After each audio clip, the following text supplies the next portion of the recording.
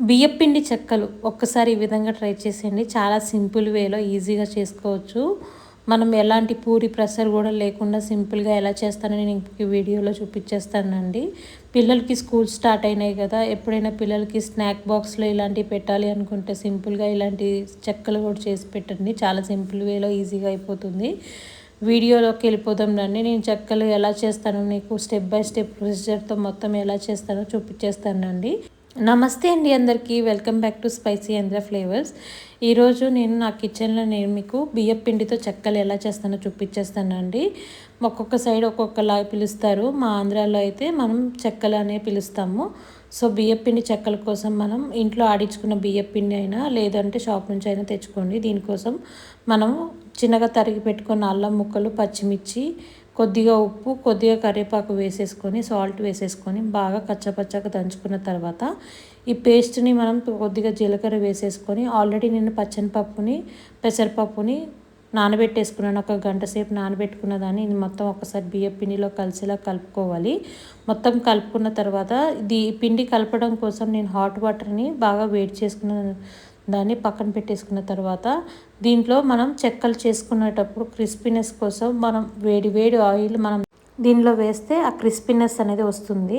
మనకి ఎంత ఆయిల్ కావాలంటే అంత ఆయిల్ మనం క్రిస్పీనెస్ కోసం బాగా వేడి చేసుకున్న ఆయిల్ దీంట్లో వేసేసుకొని మొత్తం కలుపుకున్న తర్వాత దీంట్లో తగినంత వాటర్ వేసేసుకొని బాయిల్ చేసుకున్న వాటర్ వేసేసుకొని పిండి బాగా ఇలా చూపించిన విధంగా కలుపుకోవాలి.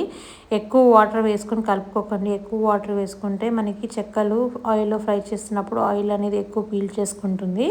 సో నేను చూపించిన విధంగా కొంచెం పొడి పొడిలాగా ఉండేలాగా మొత్తం కలుపుకున్న తర్వాత పిండి బాగా గట్టిగా అయిన తర్వాత మనం ఇలా చూపించిన విధంగా చిన్న చిన్న ముద్దలు తీసేసుకొని మనం ఉండలు అనేది చుట్టేసుకోవాలి. మనకి ఏ సైజులో మనకి చెక్కలు అనేది కావాలో ఆ సైజుకి తగ్గట్టు మనం చెక్కలు పిండి అనేది మనం కొద్ది కొద్దిగా ఉండలాగా చుట్టేసుకొని పక్కన పెట్టేసుకుంటే మనం చెక్కలు అనేది సింపుల్గా చేసుకోవచ్చు.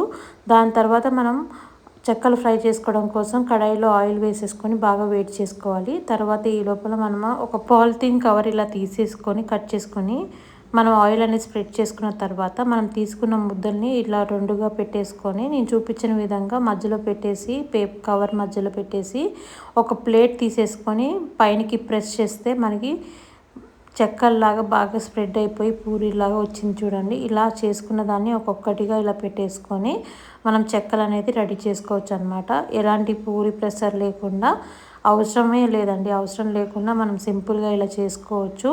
ఇలా చేసుకుంటుంటే మనకి సింపుల్గా ఈజీగా అయిపోతుంది. ఎక్కువ టైం కూడా పట్టదనమాట. ఒకటేసారి ఎన్ని చెక్కలు కావాలంటే అన్ని చెక్కలు మనం ఇలా కవర్లో పెట్టేసుకొని ప్రెస్ చేసుకోవచ్చు. అదే పూరి ప్రెషర్లో అయితే మనం ఒక్కొక్కటిగా ఇలా వేసేసుకొని ప్రెస్ చేసుకుంటూ ఉంటే చాలా టైం పడుతూ ఉంటుంది. ఇలా నేను చూపించిన విధంగా ఒకసారి ట్రై చేయండి.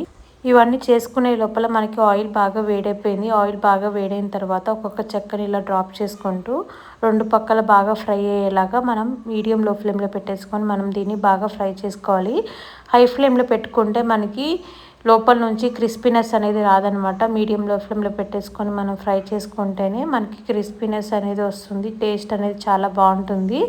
క్రిస్పీనెస్ వల్ల మనకి తింటుంటే ఇంకా ఇంకా తినాలనిపించే అంత బాగుంటుంది. ఒక్కటితో ఆపరు, నిజంగా చెప్తున్నాను. ఒక్కసారి రెసిపీ ట్రై చేసేయండి. చాలా అంటే చాలా బాగుంటుంది. ఎప్పుడైనా పిల్లలకి స్నాక్స్ బాక్స్ కావాలి అనుకుంటే ఇలాంటి రెసిపీస్ ట్రై చేసేయండి. చాలా సింపుల్గా ఈజీగా అయిపోతుంది. మరిన్ని వీడియోస్తో ముందు కలుసుకుందాము. మీకు కనుక ఈ రెసిపీ నచ్చితే లైక్, షేర్ అండ్ సబ్స్క్రైబ్ చేసుకోండి. నెక్స్ట్ వీడియోతో మళ్ళీ కలుసుకుందాం. Until then take care. See you in the next video. Bye.